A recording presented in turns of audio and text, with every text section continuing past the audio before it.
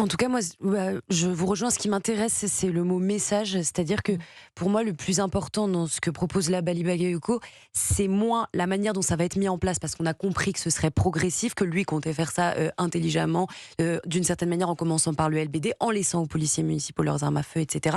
Mais la question qui se pose, c'est celle de la dissuasion. Quand vous avez des caméras de surveillance à certains endroits de la ville, quand vous savez que les policiers sont armés de LBD, eh bien, il y a une force de dissuasion qui est nécessaire dans des villes comme Saint-Denis. Je voudrais rappeler un chiffre sur le département de la Seine-Saint-Denis en 2025.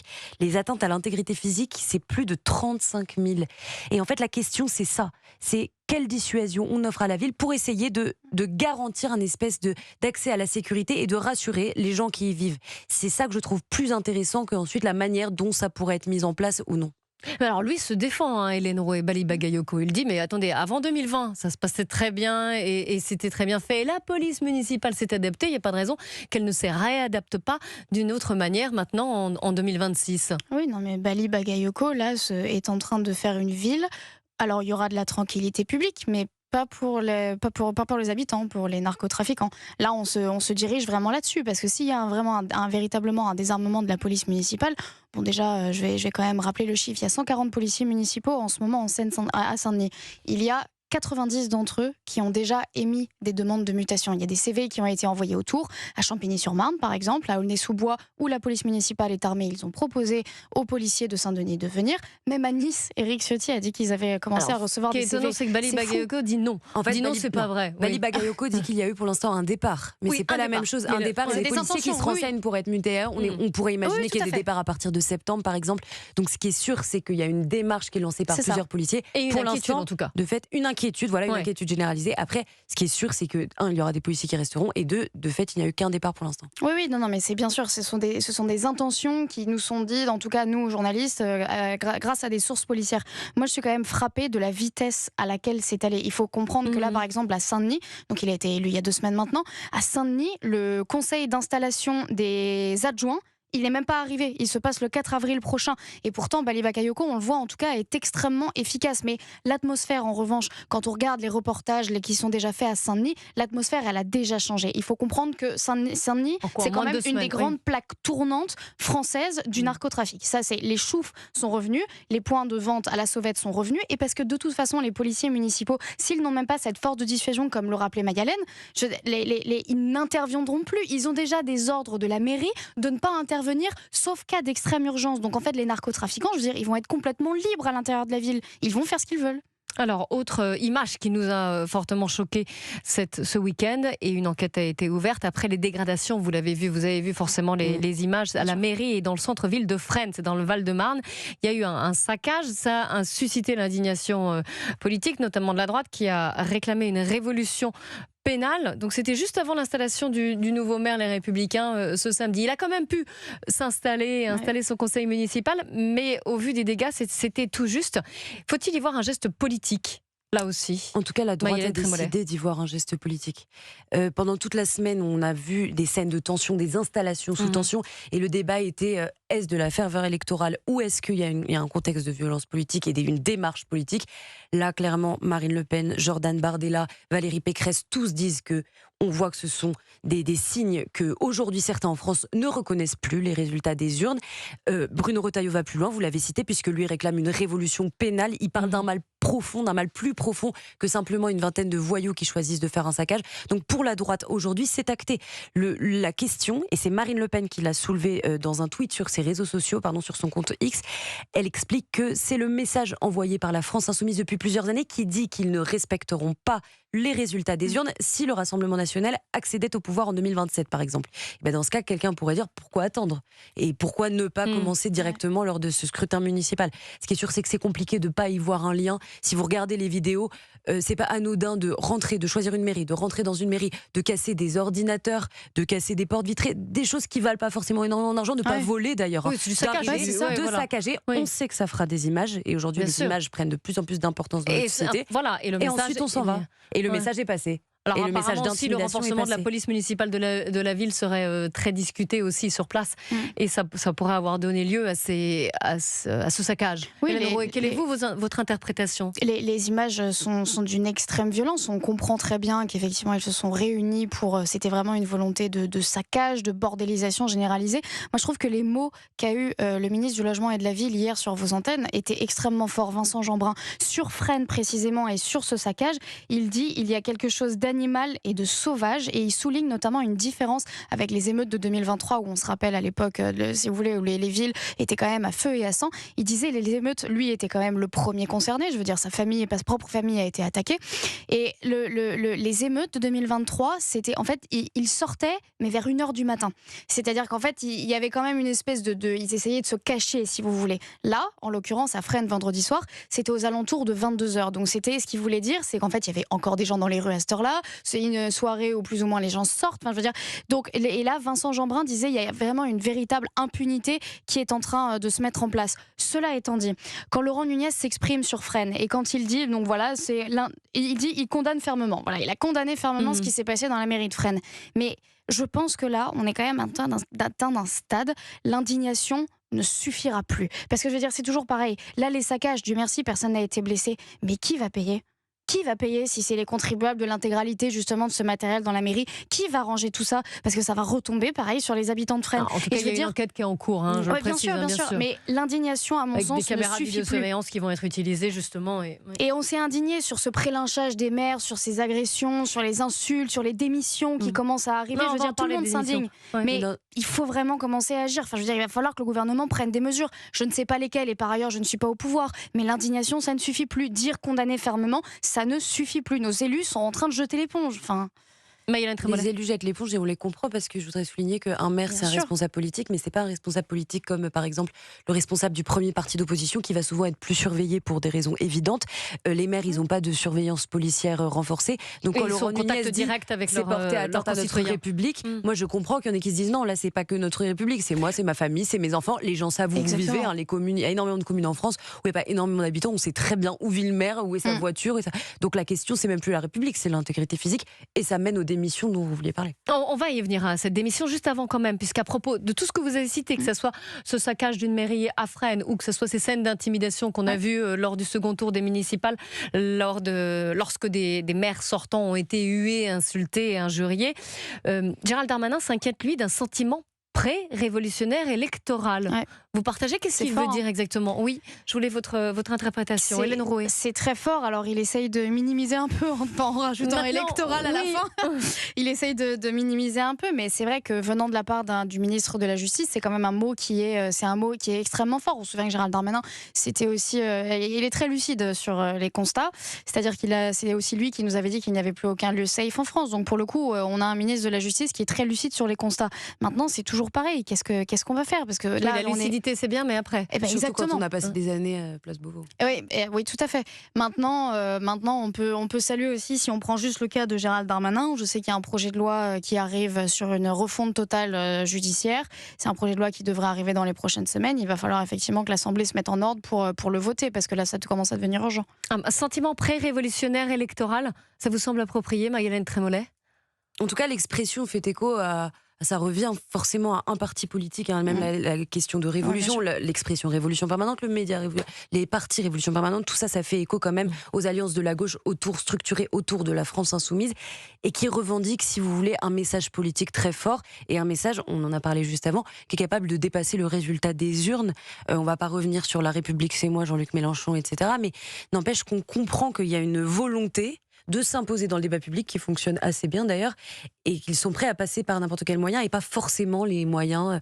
Ça se voit notamment sur les médias par exemple où Jean-Luc Mélenchon choisit désormais les médias auxquels il parle, des médias beaucoup plus engagés, des médias plus militants et il choisit d'exclure complètement certains médias dits mainstream parce qu'il ne veut plus passer par les canaux classiques d'information, de défense politique, etc. Mais c'est vrai que ce sentiment pré-révolutionnaire dont parle Gérald Darmanin, on le voit aussi de la manière dont sont traités les opposants. Donc on l'a dit, insulté, conspué, menacé. Je tiens à rappeler qu'à Goussainville, le frère du maire a poignardé un opposant. Enfin, je veux dire, aujourd'hui, on est vraiment dans certaines, si vous voulez, il existe aujourd'hui, à mon sens, et ça va aller de mal en pis, des sociétés parallèles des enclaves qui vont se créer précisément dans ces villes où LFI ou l'extrême gauche a gagné. Il va y avoir des sociétés parallèles et c'est en ça où on dit sentiment un peu de pré-révolution où on ne supportera de toute façon pas ni le débat démocratique ni en réalité aucun opposant. Donc ça va aller de mal en pis. Et je vous propose d'écouter Olivier Pellan. C'était le maire de Moncontour en Bretagne. Il a démissionné après avoir été victime d'intimidation.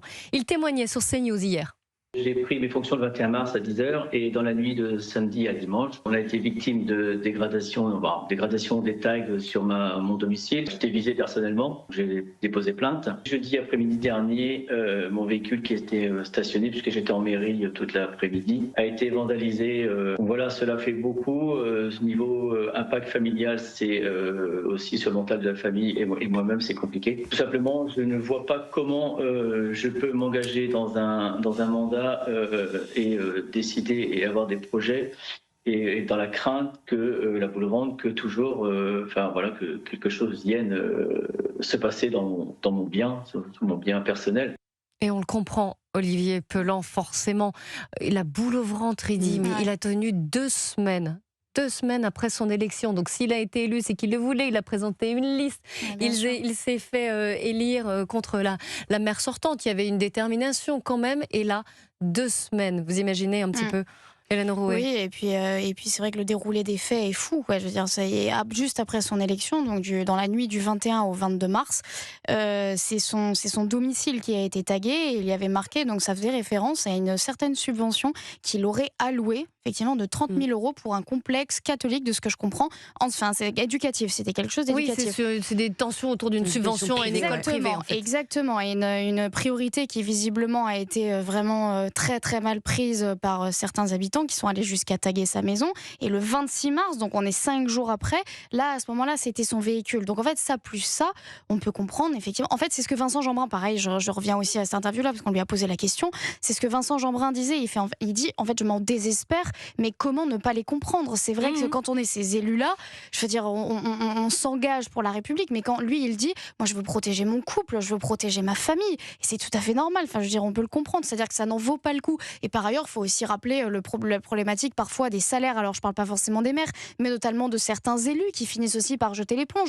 On parlait, il y avait une élue à Saint-Denis, Madame Oriane Filzol, si ma mémoire est bonne, elle a quitté justement, elle vient de démissionner, parce que précisément, elle dit ne plus se sentir en sécurité au sein de son conseil municipal, parce qu'elle soupçonne le nouveau maire Bali Bakayoko d'être, si vous voulez, relativement ami avec le commanditaire de son agression. Alors, cette Bali femme, Bakayoko elle a été passée, lui dément, mais elle a pris en photo quand même le nouveau maire en train de serrer la main chaleureusement, effectivement, de cet homme qui par ailleurs a été condamné en appel et qui bien sûr a fait de la prison. Elle était au bord de larmes quand et je cite cette femme, mais je pourrais citer aussi la maire sortante de Creil qui pareil, je veux dire, a été insultée. Donc là on assiste vraiment à des démissions, si vous voulez, et qui même donc maintenant, alors qu'elle est élue d'opposition, elle fait le choix de démissionner. Donc malheureusement, c'est une scène qui, je pense, va se repasser dans les mois à suivre. Alors peut-être que cela a déjà existé par le passé, mais il y a quand même un rapport à la chose politique qui est un peu particulier en ce moment. Un rapport à la violence. Maïlène Trémollet.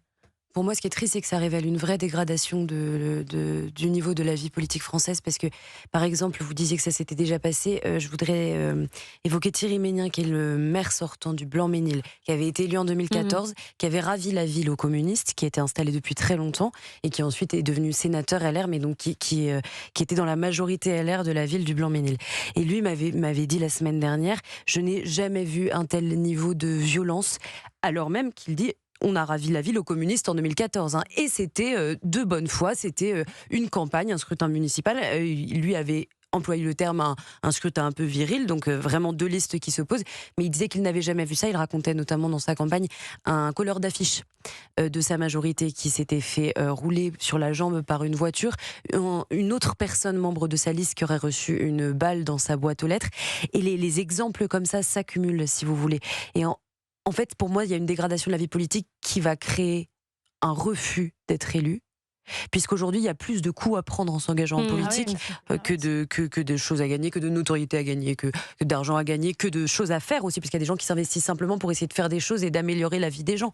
Et les exemples sont hyper nombreux. On peut prendre par exemple Marie-Hélène Toraval, qui est maire de Romans-sur-Isère, qui a été réélue et qui était déjà maire lorsque le jeune Thomas a été tué à Crépol. Elle a quand même reçu des menaces de décapitation. C'est complètement aberrant. Enfin, on rentre dans une société où la violence est de plus en plus forte et pour moi, malheureusement, ça va surtout signifier un dégoût de la vie politique. À noter que 68 communes n'avaient plus de liste qui se présentait cette année, donc n'avaient pas de maire. Et dans ce cas, sont mises sous tutelle du département. Et c'est pas ce que les Français souhaitent, je pense. Alors, il y avait aussi le problème de cette réforme qui a eu lieu évidemment, qui interdisait, enfin sur le panachage, qui me permettait pas de faire des listes comme avant. Mais le désintérêt pour la vie politique est là. Et ce qui est sûr, c'est que la violence et les menaces, le niveau de l'abstention. Avec le niveau d'abstention, oui, exactement. Mais quand je disais en première partie, je vais le redire, mais l'indignation, les mots tels que je condamne fermement de la part du gouvernement, en fait, ça ne suffit plus. Et là, je vais invoquer donc les paroles de Bruno Retailleau dans le JDD ce dimanche. Bruno Retailleau, il explique qu'il existe un arsenal de protection des élus. Je veux dire, on a des lois quand même qui, normalement, sont censées encadrer ce genre de fait. C'est quelque chose qui existe déjà. Mais il dit, par exemple, là, le gouvernement, la dernière semaine, quand on a vu justement toutes ces scènes avec le second tour, le gouvernement n'a pas engagé des signalements au titre de l'article 40. Ils ne l'ont pas fait. Donc alors qu'ils auraient pu, si vous voulez, engager des procédures judiciaires, le gouvernement, en tout cas l'État, aurait pu commencer à engager des procédures judiciaires. Ça n'est pas arrivé. Donc après, il ne faut pas s'étonner qu'en fait les maires se sentent non seulement menacés, mais en plus même pas soutenus par l'État de manière générale. Donc forcément, on va arriver à un point de blocage où on ne sera plus représenté démocratiquement localement, ou alors si, mais à vos risques et périls, quoi.